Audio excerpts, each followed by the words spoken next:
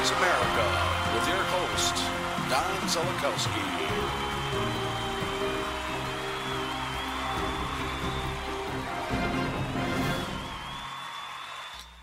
All right, welcome to Today's America. It is November 4th, 2015. I'm sorry I haven't been on the air lately, but here I am. So I just want to let you know we've got some podcasts coming in the near future. We're going to be talking about some different things, especially, since the election's about a year away now. We just had some statewide elections across the country, and bravo to Ohio, bravo to Seattle, and I'll explain why in just a minute.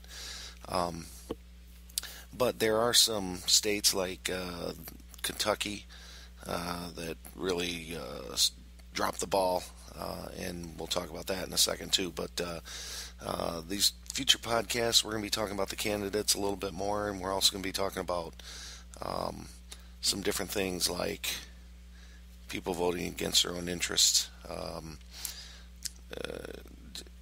different things like that. Okay, so keep that in mind. I got a big podcast coming that's going to talk a lot about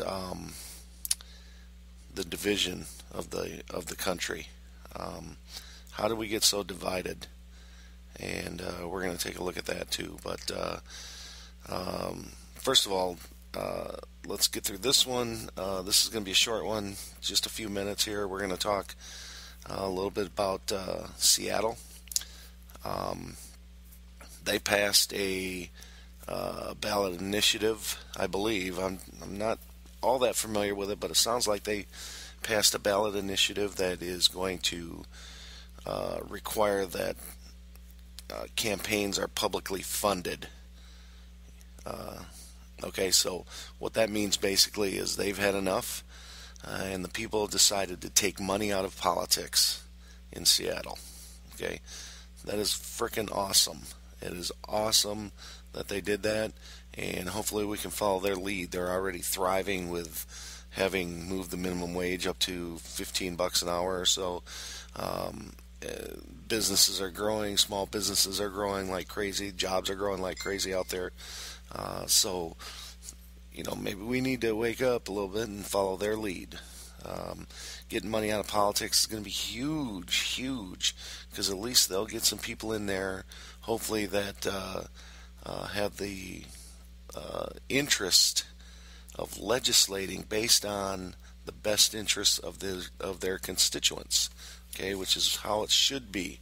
That's how democracy should work. Okay, Ohio. Their people are a little fed up also with some things.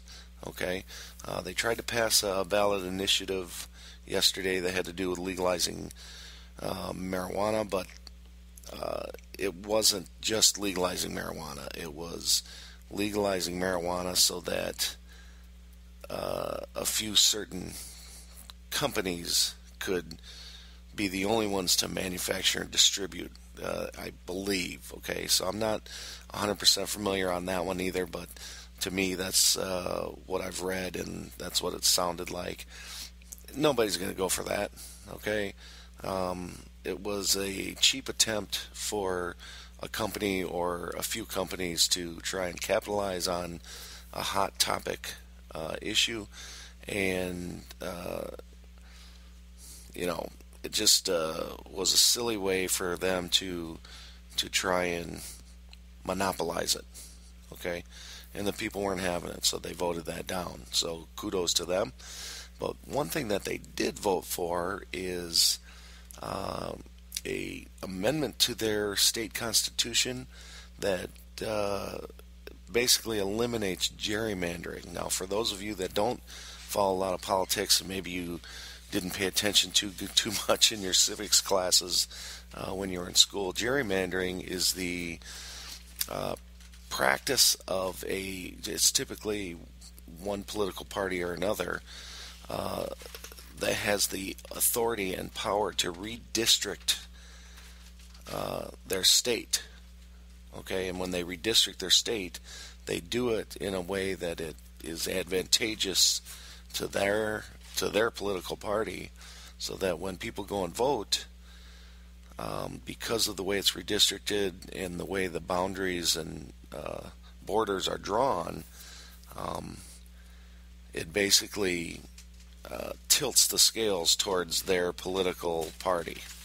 Okay, and in Michigan we have terrible gerrymandering.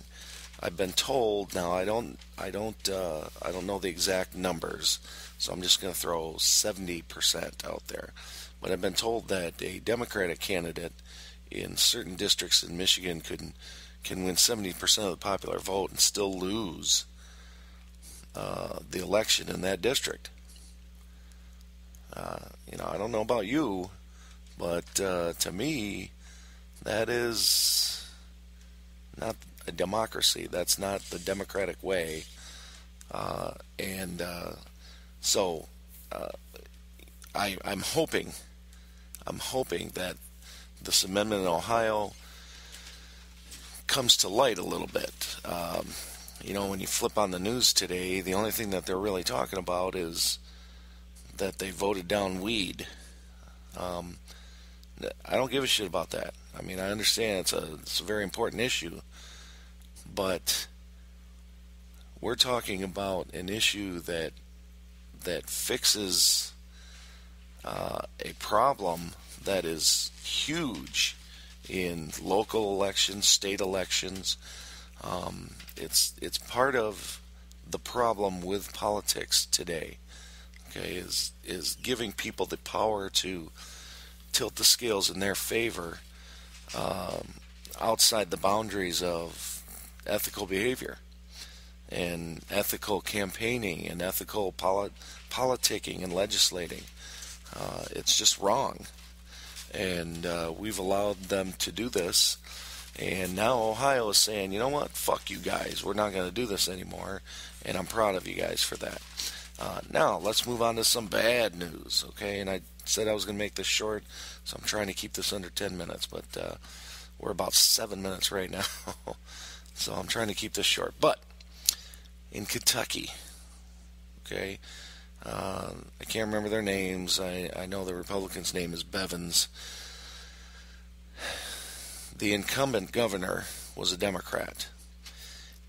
The incumbent governor agreed to expand Medicaid in Kentucky, which gave health care to several 100,000, if not a few million, Kentuckians that aren't able to afford to purchase their own health care, and they fit the profile of needing Medicaid. Basically, what the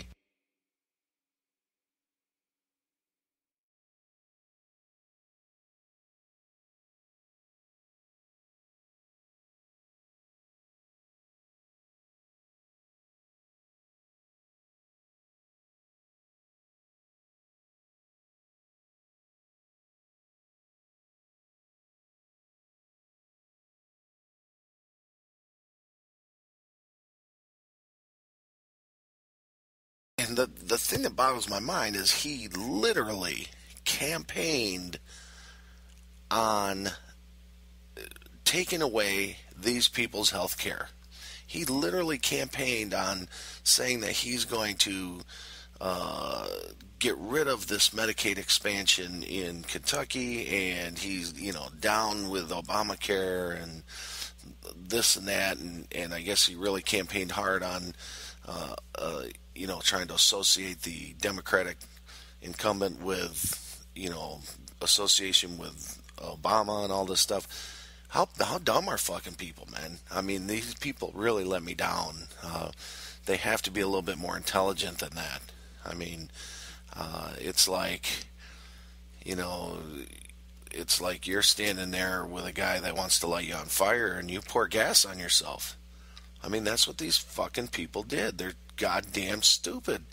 They're voting against their own interests, and I just don't understand why people do that. So, like I said, in later podcasts, we're going to talk a little bit about this stuff. My time's about up right now, so I really appreciate you coming to listen to Today's America. It is November 4th, 2015, and I am out. Have a great night.